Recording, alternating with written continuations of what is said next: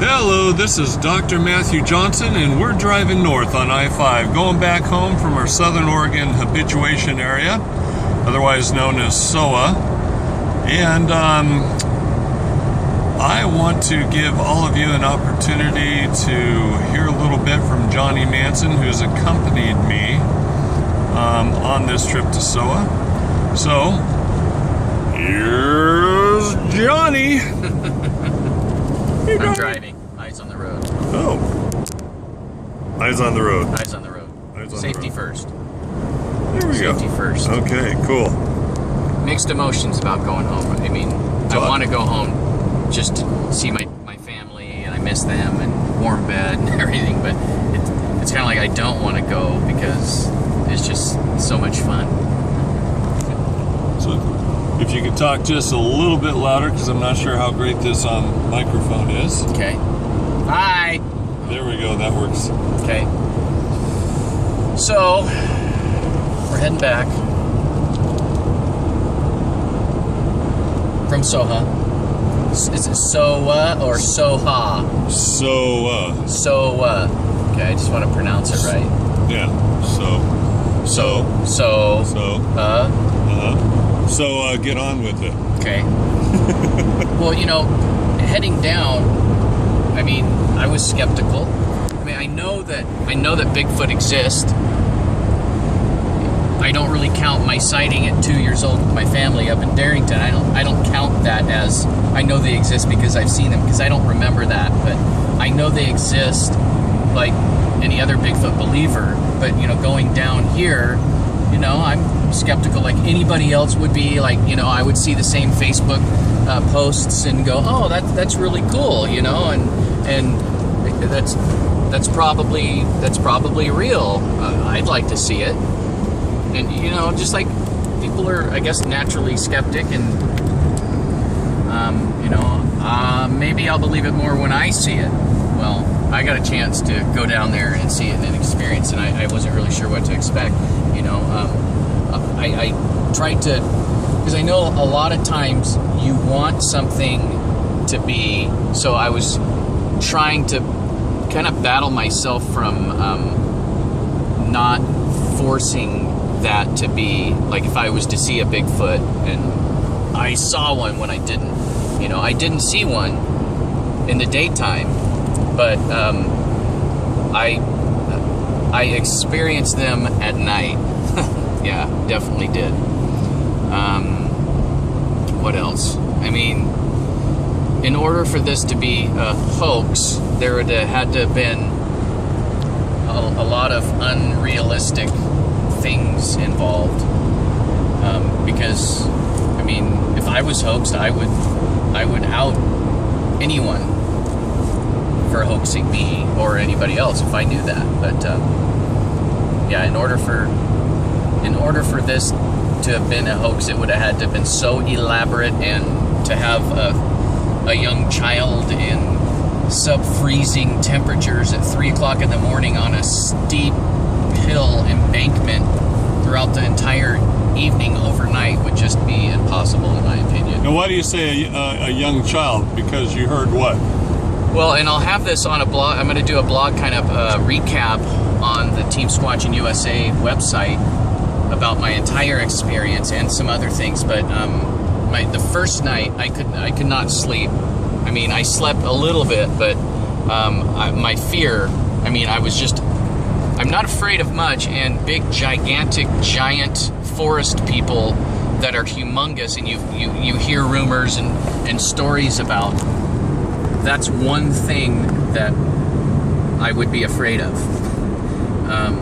And when I would hear the heavy footsteps all around us that first night, and when that rock pelted the truck, I mean, it would just be like a teenager just hucking a rock at your car, and you hear that in the dark, and you hear all of this movement at all times. It's not like it was one thing moving in one direction. It was like there were big noises and all around the perimeter. All around, and talking, and you couldn't make out what they were saying, but you could hear verbiage, and you could hear twigs breaking, and you could hear heavy footprints.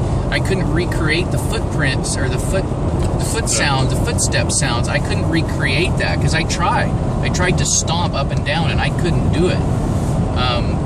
Not to say I'm a big heavy person, but yeah, and it's just, I saw a little bit of eye shine the first and second night, but it was almost like I didn't want to see any because I was so kind of freaked out just by everything else that was going on. I think eye shine would have just made me even more kind of freaked out.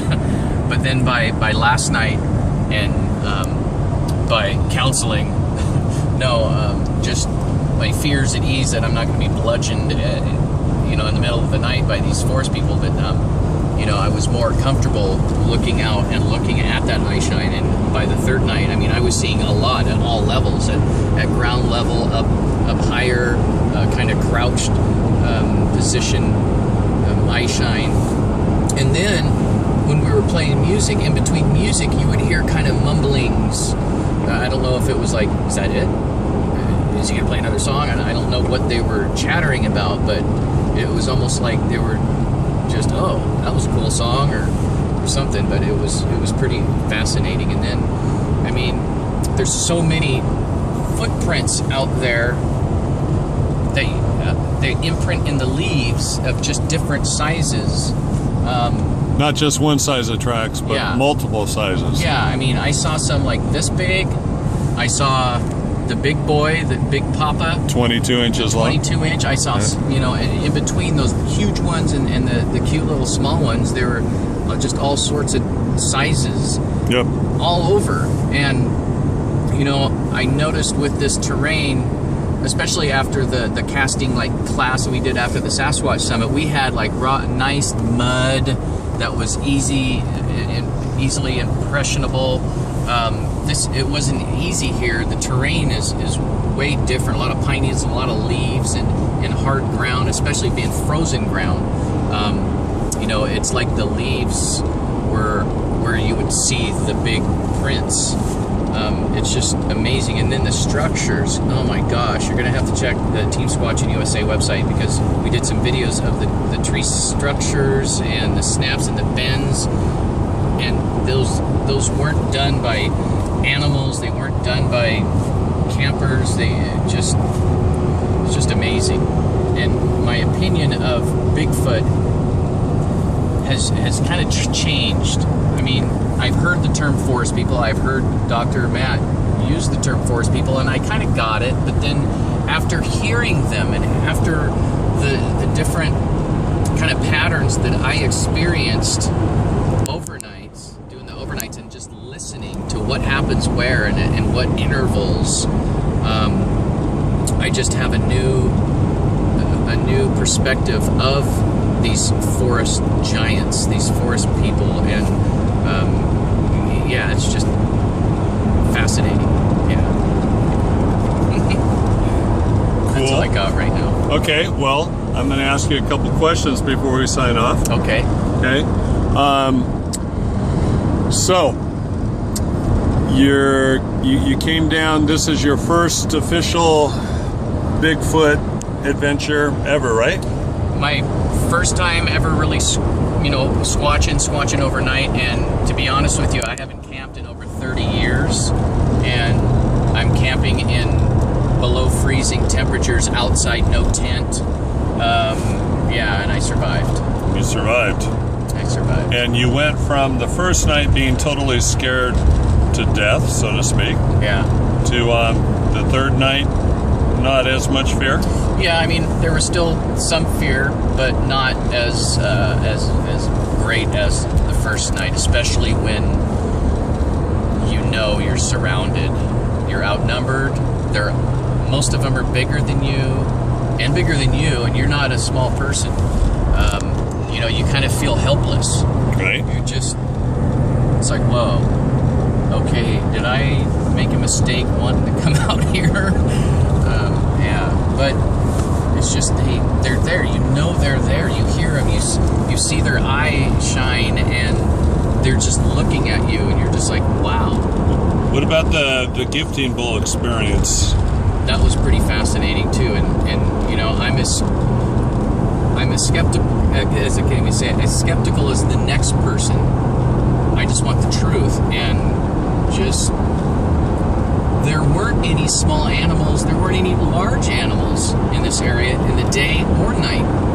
No animals. There's no animals at all. The only time we ever saw, we saw 2 squirrels, but they were down, way down, like by where there would be a residential area or something. I mean, there were no small animals, large animals. The only birds I ever heard, I heard one bird in the morning, the same area every morning, one bird to the 9 o'clock, and then I think I heard one other one to the 3 o'clock, and that was just once one morning. So 2 birds through the entire time that I heard. I never saw them. Other than that, no animals at all whatsoever. I wish I had $1 for every person I brought up there who said there's no animals and this is bizarre, spooky, and weird. Yeah, and it's just dead silent, even in the daytime. And usually in the daytime in the woods, you'll hear some birds, you'll hear different kind of just wildlife. It is just silent, and there's nothing crawling around, flying around. It's crazy. So the first night, we kind of got the sense that maybe just the SOHA kids were there. The second night, we got a sense that there were a lot more than that, right? Oh, God. And then the third night, last night, we got the sense that it was just mainly the SOHA kids again, right? Yeah, but we were hoping and kind of predicting that there would be even more, but it was kind of less. But because that second night, there were so many. the question is, when we checked on the bulls the following mornings, did what we see in the bulls reflect what we were sensing as far as movement on the perimeter and Yep. what we were hearing and seeing with eye shine, etc.? Yeah. We put out extra food since Saturday. We had so many, and that was freaky too, because I mean, it was freaky enough the first night. You know, it's kind of like baby steps, and when you hear even more sound and more movement and more thump and more of these little yips and signals back and forth and more chatter going on all at once around you, it's just like, oh my gosh, there's even more, and I'm gonna die. And you're gonna die. That's funny. Okay, now this morning we in previous mornings, but this morning especially, we found what appeared to be fingerprints on the bulls. Yeah. Yep. Do you think maybe to be objective, do you think maybe a deer left those fingerprints? Or possibly a cougar or a bear or a squirrel? No, I don't think so. No? You don't think they left the fingerprints? No, I don't. Okay. No, and it was almost like there was some kind of like impression of kind of hair that I saw In the bulls? Yeah, in the bulls, like you know, when you put your breath on it, you would see kind of like little lines. Right. And then some prints. Did you witness me cleaning the bulls out with rubbing alcohol and placing them out with surgical gloves on? Yep. And retrieving them with surgical gloves? Yeah, you would put your surgical gloves on first, and then sterilize the bulls with alcohol to where they look like mirrors, and even placing the food in precisely the way you usually do. It's kind of like a routine to it, some structure, and just very gently and cautiously placing them a certain way out there, so and I understand why, so they're not contaminated, or it's not your fingerprints on there or anything. Yeah, I kept my eye on that too. Okay. Because if you're hoaxing, I want to know. Right. So, not my fingerprints on the bulls. No, not at all. And not a deer's fingerprints. Not a hoof, not a paw. Oh, that's right. Deer don't have fingers. Yeah. My bad. And Neither do cougars. I think raccoons have kind of like small, little, tiny hands that wouldn't be able to make a big print like that.